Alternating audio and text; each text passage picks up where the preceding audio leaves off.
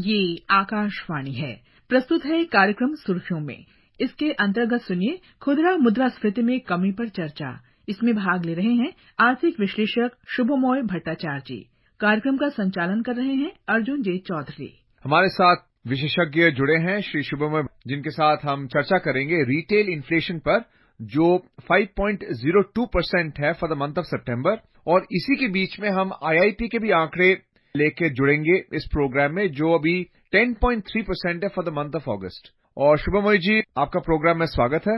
नमस्कार शुभमोय जी, अगर हम रिटेल इन्फ्लेशन को ले, सितंबर के महीने में रिटेल इन्फ्लेशन 5.02% कैसे रहा? ऐसे कौन से मेजर्स सरकार ने लिए हैं ताकि रिटेल इन्फ्लेशन घट जाए और जो फूड इन्फ्लेशन वो भी गिर जाए? क्योंकि वेजिटेबल्स का जो वेटेज है फूड इन्फ्लेशन में और जो सीपीआई में है, उसमें वेजिटेबल्स जो हैं वो काफी हद तक गिर गए हैं, दाम लेस देन 4%। वेजिटेबल्स यानी कि सब्जियों की और चावल, गेहूं, बाकी सारे यानी कि अनाज और जो सीरियल्स की जो क्रम है, इसकी अचानक जुलाई, अगस्त और जून में भी जो दामों में जो वृद्धि आया था, वो कुछ हद तक एक चिंता की बात बन रही थी भारतीय अर्थव्यवस्था के लिए। क्यों? क्योंकि दामों में वृद्धि होता है, लेकिन दामों में वृद्धि जो है उसका क्रम एक संतुलन अगर बना रहे तो लोगों को अपने व्यय के हिसाब के बारे में एक ठोस आइडिया मिलता है। और इस बारे में मैं खासकर आरबीआई का रोल का प्रशंसा करूंगा कि आरबीआई ने इस बारे में भारतीय अर्थव्यवस्था में दामों का क्या सिलसिला रहेगा, इस बारे में पिछले कई सालों से जितना बारीकी से एडवाइस दे रहे हैं और जितना खूबी से उनके एडवाइस सही निशाने पे लग रहा है, ये भारतीय अर्थव्यवस्था के मैनेजमेंट के लिए बहुत बड़ी चीज है। क्यों?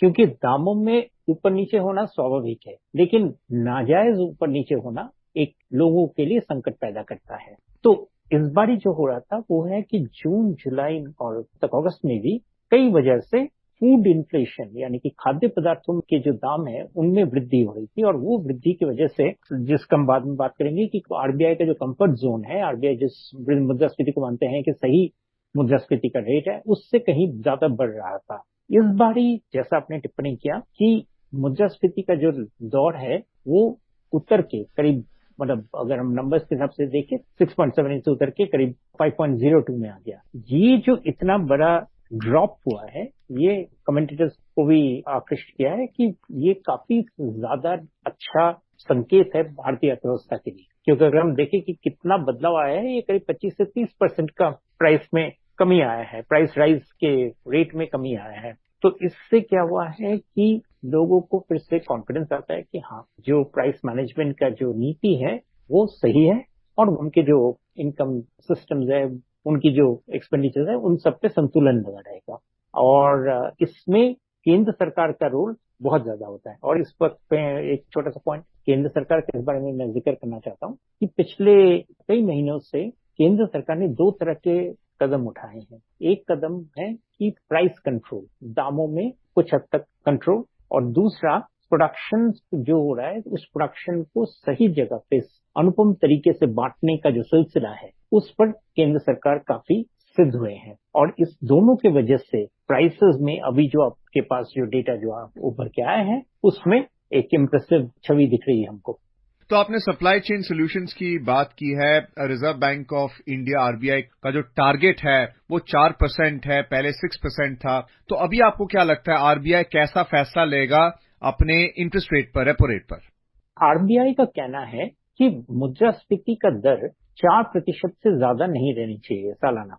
और ये भारत सरकार के साथ उनका मॉनेटरी पॉलिसी कमेटी के एक्ट के तहत ये रेट को तय किया गया है। यानी कि 4% मुद्रास्फीति है तो वो स्वीकार है, उससे ज्यादा जाना नहीं चाहिए, उससे कम नहीं जाना चाहिए। हालांकि एक 2% का बैंड वो मान के चलते हैं, लेकिन अभी कुछ समय से भारतीय रिजर्व बैंक के गवर्नर श्री शक्तिकांत दास जी ने स्पष्ट किया है कि उनके लिए 4% तक लाना ही उनका लक्ष्य है। ये नहीं कि 4% की इर्द गिर्द घूमता रहे, यानी कि 5.5% या 5%, यानी कि टॉलरेंस बैंड के अंदर रहे तो भी चल जाएगा। उनका मानना है कि ऐसा नहीं है, हम चाहते हैं कि 4% पे ही वो बरकरार रहे। और ये बहुत इंपॉर्टेंट चीज है, क्योंकि ये जो बैंड है, ये जो मुद्रास्फीति का रेट है, इसकी स्टेडी रहने से भारतीय अर्थव्यवस्था में निवेशकों का उत्साह बना रहता है। लोगों को मॉनेटरी पॉलिसी के सिस्टम्स के ऊपर, सबके ऊपर भरोसा रहता है, तो इसलिए उनके ये पोजीशन काफी दुरुस्त है। अब हम अगर देखें कि ये 4% रखने के लिए उनको क्या करना पड़ेगा, उनको देखना पड़ेगा कि भाई ज्यादा पैसा, मुद्रास्फीति तब होता है कि ज्यादा पैसा जब कम चीजों को के ऊपर हावी हो जाए, उनके बिकवार, तो तब मुद्रास्फीति का एक दौर आता है। इसीलिए रिजर्व बैंक का भी जो रुख है वो ये है कि बाजार में ज्यादा पैसा ना आए, यानी कि लोग अगर ज्यादा पैसा चाहे क्रेडिट के लिए कहीं और से, तो उसके लिए वो ज्यादा दाम चुकाए, तो मेकिंग जिसे कहते हैं कॉस्ट ऑफ मनी को वो बढ़ा दिए हैं। और ये रुख आरबीआई का भी चलेगा, क्योंकि जैसे गवर्नर साहब का मानना है कि जब तक 4% तक नहीं पहुंचते वो इस रुख को बरकरार रखेंगे। तो अगर वो ऐसा बरकरार रखेंगे तो निश्चित ही वो रेट कट, यानी कि मुद्रा रेट ऑफ इंटरेस्ट में, ब्याज दर में, वो अभी कट करने का तो सवाल ही नहीं है, लेकिन हाँ और ज्यादा ऊंचाई नहीं उठाएंगे, लेकिन वो इस रेट पे बने रहेंगे जब तक 6.5 रेपो रेट है, जो बेसिक इंटरेस्ट रेट ब्याज दर देश में माना जाता है, उस रेट पे बरकरार रहेंगे जब तक दाम 4% तक, साधारण चीजों की, सामग्रियों के दाम, इन्फ्लेशन रेट इसका हम चर्चा करें, वो 4% पे नहीं आता है। दोबारा हम अगर फूड इन्फ्लेशन की बात करें तो जो आंकड़े आते हैं कंज्यूमर फूड प्राइस इंडेक्स से, CFPI, इस बार इन्फ्लेशन रेट है 6.56% सितंबर के लिए, और अगर हम अगस्त से तुलना करें तो अगस्त का रहा है 9.94%, और सितंबर पिछले साल का अगर हम देखें तो 8.6% था। तो सप्लाई चेन में आपने कहा कि काफी परिवर्तन आया है, बट ये क्या कंटिन्यू रहेगा आगे के समय तक? क्या इन्फ्लेशन कंट्रोल में रहेगा? इन्फ्लेशन, मुद्रास्फीति का भारतीय अर्थव्यवस्था के लिए दो तरह का एक, जिसे कहते हैं दोहरी रास्ते पे चलते हैं, और वो पैरेलल नहीं है। उसमें से एक है फूड इन्फ्लेशन, जिसका हम जिक्र कर रहे थे कि जैसे अनाज, गेहूं चावल हो, सीरियल्स हो, उनके दाम ज्यादातर, खासकर सब्जियों के, सीजनल होते हैं, तो उनके दाम, और जैसे सरकार ने कंट्रोल किए हैं उसकी वजह से उन पर अंकुश आया है। चावल और गेहूं पर, दोनों पे ही सरकार ने निर्यात पर रोक लगा दिए हैं, और रोक इसलिए लगाए हैं ताकि देश के अंदर इनकी सप्लाई बरकरार रहे, जिसका आप जिक्र कर रहे थे, सप्लाई कंट्रोल के तहत। तीसरा चीज है कि मैन्युफैक्चर्ड आइटम्स, यानी कि कोर सेक्टर के जो आइटम्स है, यानी कोर में नहीं कहूंगा, मतलब मैन्युफैक्चर्ड आइटम्स की जो इन्फ्लेशन है उसका जिक्र मैं कर रहा था, उसका जिक्र कि उनके दामों में किस तरह की वृद्धि या किस तरह का बदलाव आ रहा है। और अभी हम अगर देखें तो प्रोडक्शन के बढ़ते, इनफैक्ट प्रोग्राम की शुरुआत में ही आपने कहा है कि इंडेक्स ऑफ इंडस्ट्रियल प्रोडक्शन में बहुत प्रशंसनीय वृद्धि हुआ है, तो ये दिखाता है कि मैन्युफैक्चरिंग सेक्टर में प्रोडक्शन बढ़ रहा है, ना कि दाम बढ़ाने का सिलसिला।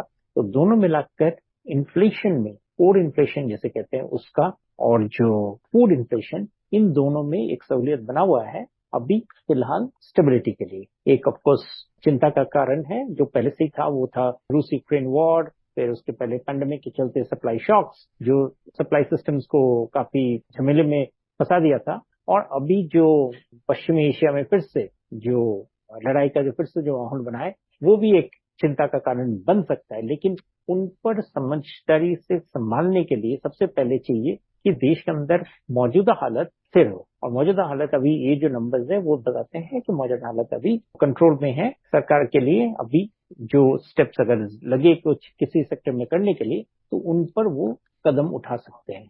और कौन से टैरिफ और नॉन टैरिफ बैरियर सरकार अपना रही है? जैसे एक्सपोर्ट कंट्रोल ऑर्डर से उन्होंने जो है, या इंपोर्ट कंट्रोल ऑर्डर से इंपोर्ट एक्सपोर्ट्स का कंट्रोल कर रखा है, और ये जो मॉनसून के कैसे आंकड़े आए हैं, ताकि क्योंकि अभी खारिफ क्रॉप्स का सोइंग सीजन है, तो आगे के समय में आपको कैसे लगता है कि जो एक्ट ऑफ गॉड के जो फैक्टर्स हैं और जो भारत सरकार की जो पॉलिसी है, वो मिला के आपको क्या लगता है कि फूड इन्फ्लेशन क्या काबू में आ जाएगा, ताकि 4% जो टारगेट रहा है आरबीआई का, वो हम अचीव कर सकें?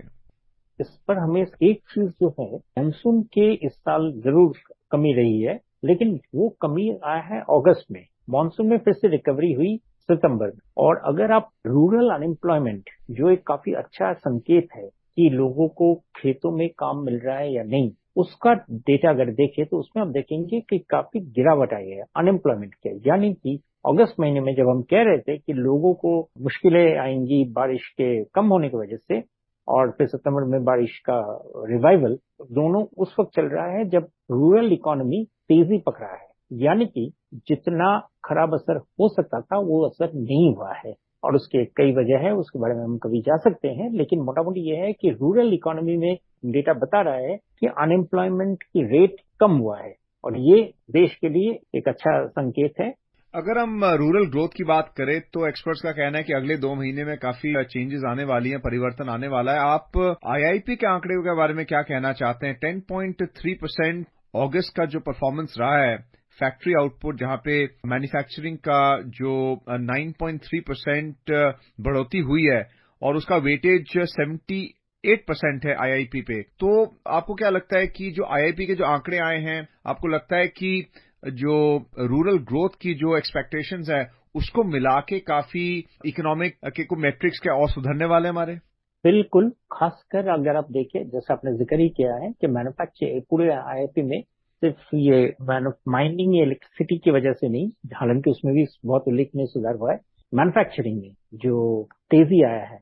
और ये मैन्युफैक्चरिंग में जो तेजी है वो जस्ट आज का डेटा से समझना मुश्किल है, उसके लिए हमें थोड़ा पीछे देखना पड़ेगा। अगर हम पीछे देखें 1 साल पहले का, तो उस वक्त हम देखेंगे कि बैंकों की क्रेडिट उधार जो बैंक दे रहे हैं इंडस्ट्रियल सेक्टर को, उसमें कंसिस्टेंटली बढ़ोतरी हुई है।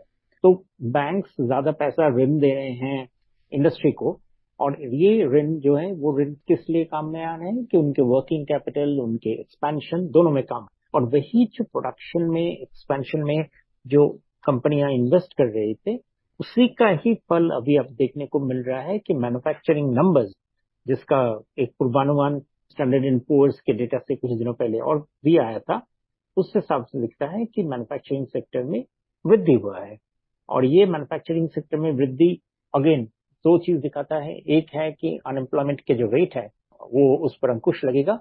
दूसरा, इकोनॉमी में जो डोमेस्टिक प्रोडक्शन, उन चीजों की भरपाई होने से जो इम्पोर्टेड इन्फ्लेशन, जब आप बाहर से चीज लाके देश के डिमांड को भरपाई करते हैं, उसकी जरूरत कम रहेगी।